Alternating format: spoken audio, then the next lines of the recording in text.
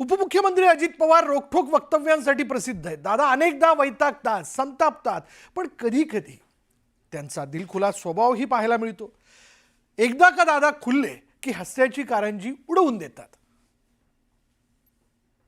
गाड्यामध्ये काय रस्त्यात उभ्या करता मुलांना माहिती लेफ्टनं प्रेवेल हे केल्यामुळं ट्रॅफिक जाऊ दे ना, गाड्या जाऊ दे ना, सगळं करायचंय. जादूची काढणी नाही माझ्याकडे, पण मी सहकार्य करा, मी सहकार्य करेन. चालू झाले नाहीतर मी आपलं जातो. 2 मिनिटं थांबा ना, त्यांचं त्याच्या आधी काहीच केलं नाही ना, आता करायला निघालोय. सगळ्यात मोठं सिनेमा आपलं वाटोळं झालं. आपली इंजवडीची सगळे IT पार्क चाललं बाहेर जात. माझ्या पुण्यातनं महाराष्ट्रातनं बाहेर काही तुम्हाला पडलेलं नाही. राज्याचे उपमुख्यमंत्री अजित पवार स्पष्ट वक्ता आणि मोकळं ढाकळं व्यक्तिमत्व.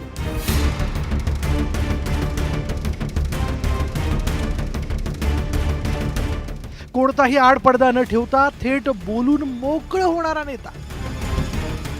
सरत्या आठवड्यात अजितदादांनी पिंपरी चिंचवडच्या चाकणमधील विकास कामांची पाहणी केली. यावेळी त्यांच्या तडाख्यातून अधिकारी सुटले नाहीत. ते त्या गाड्या त्या मध्ये थांबतात, ते सगळं आपलं ट्रॅफिक थांबवतात. तेव्हा ते ट्रॅफिक थांबलं चोप असं नाही ना. मूर्खासारख्या गाड्यामध्ये काय रस्त्यात उभ्या करता मुलांना माहिती. लेफ्टनं प्रेवेल हे केल्यामुळं ट्रॅफिक जाऊ दे ना, गाड्या जाऊ दे ना.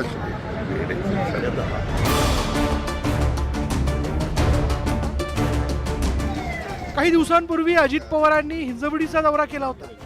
यावेळी हिंजवडीत रस्त्याच्या दुरावस्थेवरून अजितदादांनी IT पार्क राज्याबाहेर चाललं असं सांगत संताप व्यक्त केला होता. काय सगळं आपलं वाटोळं झालं. आपली इंजवडीची सगळे IT पार्क चाललं बाहेर जात. माझ्या पुण्यातनं महाराष्ट्रातनं बाहेर काही तुम्हाला पडलेलं नाही. बेंगलोरला हैदराबादला कशाला मी सकाळी 6ला येऊन इथं बघतो. त्याच्यामुळेच बघतोय. मला कळत नाही, माझी लोक नाही, परंतु ते केल्याशिवाय आपल्याला गत्यंतर नाही. आम्ही कुठे तुम्हाला दादा बीड जिल्हा क्रीडा संकुलाच्या कामांची पाहणी करत असतानाच काही नागरिकांनी दादांना रस्त्याच्या रखडलेल्या कामाविषयी प्रश्न विचारला. आणि मग अजितदादांचा पारा चढला. त्यांनी थेट बीडचं पालकमंत्री पद सोडण्याचा इशारा दिला. बीडकरांनो, ह्याच्या आधी कुणी लक्ष दिलं नाही. आता पालकमंत्री म्हणून लक्ष देतोय, पैसे आणतोय. जरा मदत करा, लगेच रस्ता करणार. सगळं करायचंय. जादूची काढणी नाही माझ्याकडे, पण मी सहकार्य करा, मी सहकार्य करेन. चालू झाले नाहीतर मी आपलं जातो. 2 मिनिटं थांबा ना, त्यांचं त्याच्या आधी काहीच केलं नाही ना, आता करायला निघालोय. सगळ्यात मोठं सिनेमा.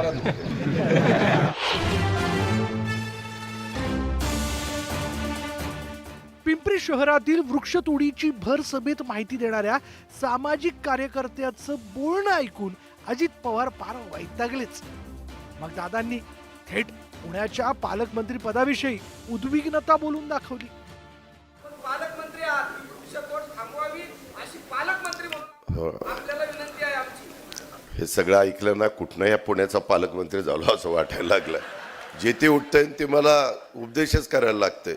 सगळा मागता मीच घेतलेला आहे. यांनी नुसतं उपदेश करायचा आहे. ठीक आहे, धन्यवाद. बीड असो वा चाकण की पिंपरी चिंचवड, भाषणात व्यत्यय आला की अजितदादा हमखास चिडतात.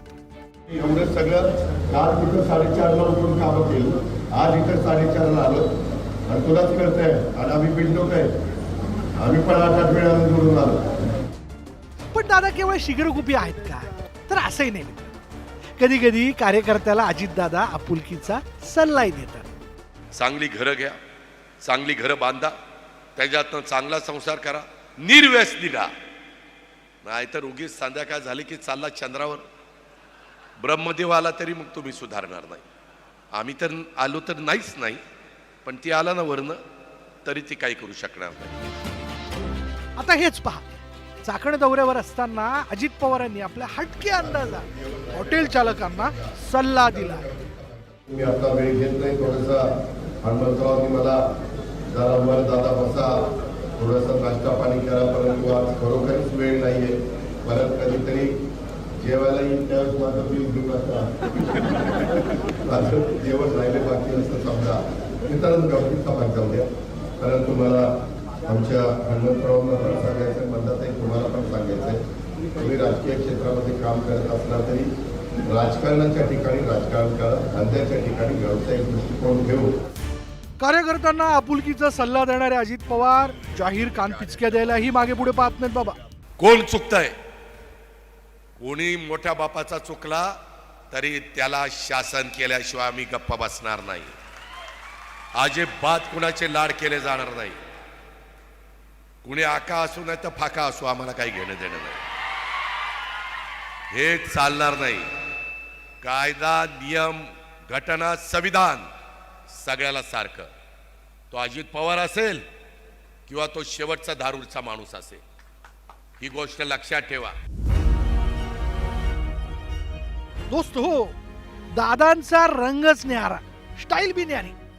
दादा कधी अधिकाऱ्यांना प्रश्न विचारावत फैलावर घेतात, तर कधी आपल्या ग्रामीण भाषेच्या लहेजात कार्यकर्त्यांची शाळा घेतात.